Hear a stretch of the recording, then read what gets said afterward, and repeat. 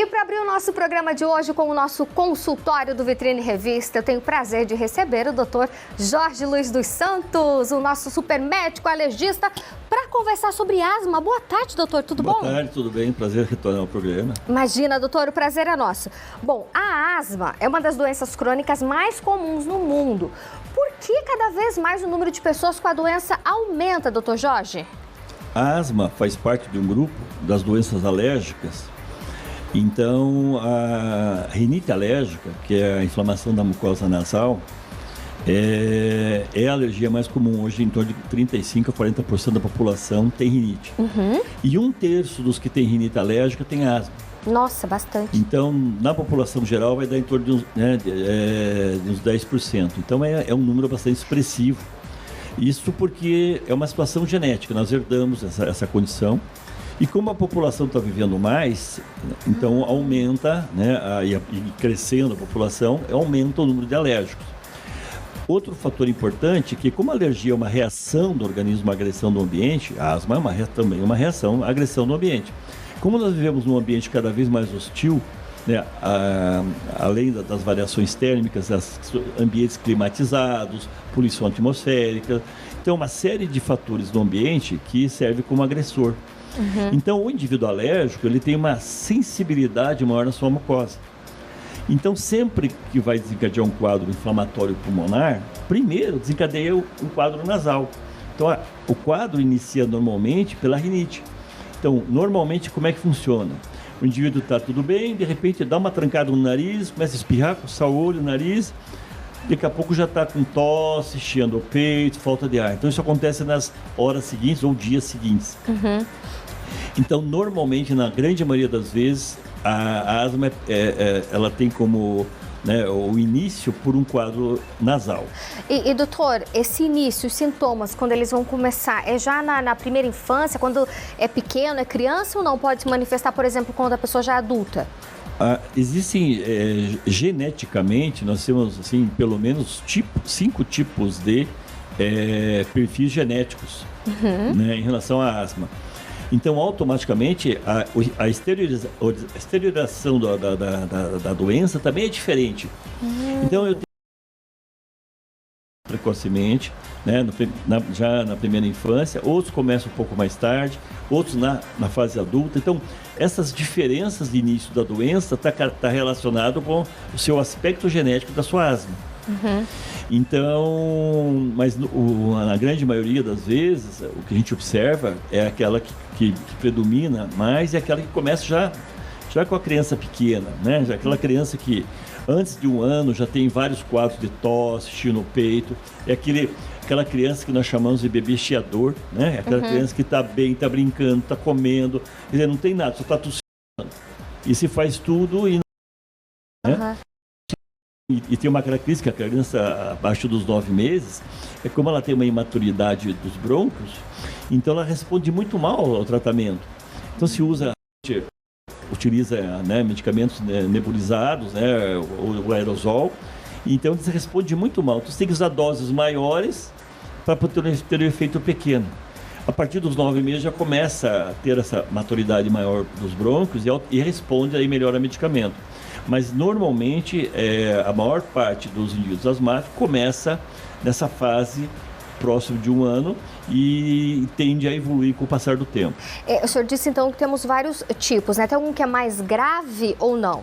A gravidade não está pela questão genética, né? Está pela questão individual, né? E do potencial de reagir de cada um, e também do grau do ambiente, como agressor. Então, na grande maioria das vezes, mais de 90% das vezes, o indivíduo não trata corretamente a sua asma.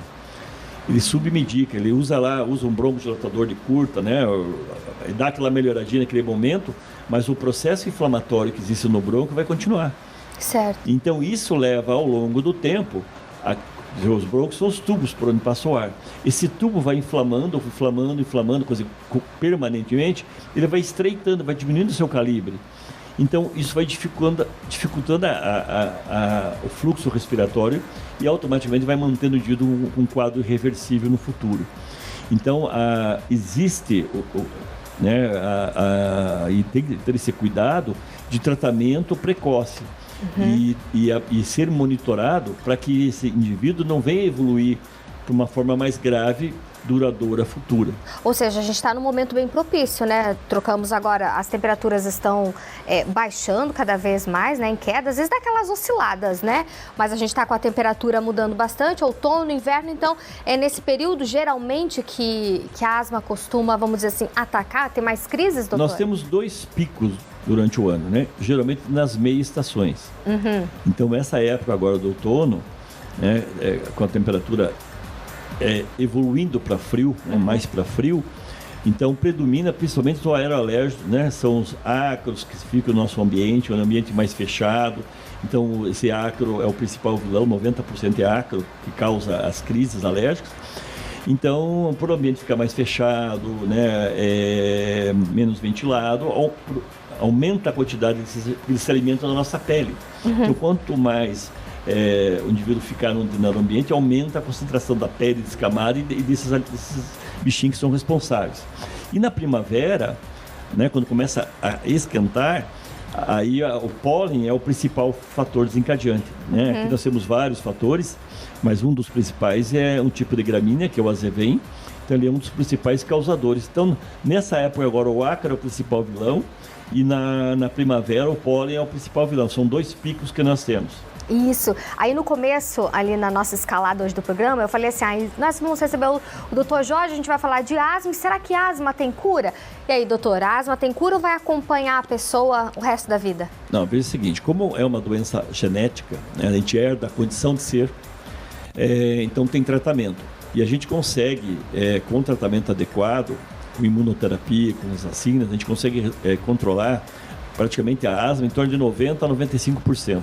Bastante. Então, de uma forma definitiva. Então, um tratamento bem feito. E tem outras terapias novas também, os imunobiológicos, que podem ser usados naqueles indivíduos que têm asma grave, de difícil controle. Então, hoje nós temos recursos para manter uma qualidade de vida boa, né? E o indivíduo poder participar da vida normalmente, o dia a dia normalmente, né? Das coisas normais como as outras pessoas, de uma forma bem tranquila. Então, tem recurso e as pessoas podem procurar esse recurso.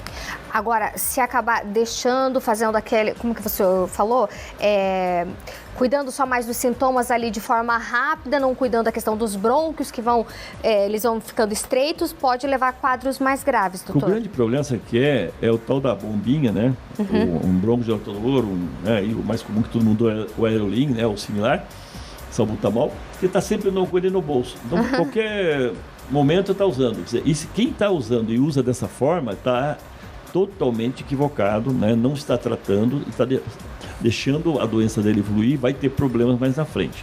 Então, o indivíduo que depende de sprayzinho hoje, assim carrega no bolso, esse indivíduo não está controlado, esse é um indivíduo que tem um quadro mais grave e ele precisa ser acompanhado e monitorado. É isso aí, então fica a dica aí para os nossos telespectadores que às vezes estão até com a bombinha do lado ali, né? Tá assistindo aqui o Vitrine Revista, olhou, a bombinha tá ali do lado, para se tiver alguma crise já ir utilizando, tem que buscar tratamento, gente. Tem que tratar o que está acontecendo. A bombinha pode até ajudar a aliviar em alguns momentos, né, doutor? Sim. Mas o interessante é ter o tratamento completo. Não, porque você tem que usar uma medicação para tirar o indivíduo daquela crise, mas nós temos que tratar a doença. Tem que tratar o fator desencadeante, entendeu? Aí que entra a nossa parte. Quer dizer, fazer com que o indivíduo possa tocar a vida dele de forma normal. Perfeito, doutor Jorge. Muitíssimo obrigada pela sua presença, viu? Eu que agradeço a oportunidade, estou à disposição sempre. É isso aí. E ó, já fui avisada aqui pelo pessoal no meu ponto que assim que o senhor sair aqui do estúdio, passar lá pelo nosso Twitter, o Mano, o Jefferson, falou que quer dar um abraço no senhor, viu? Então dá uma paradinha lá no Twitter que ele quer cumprimentá-lo. Muito obrigado.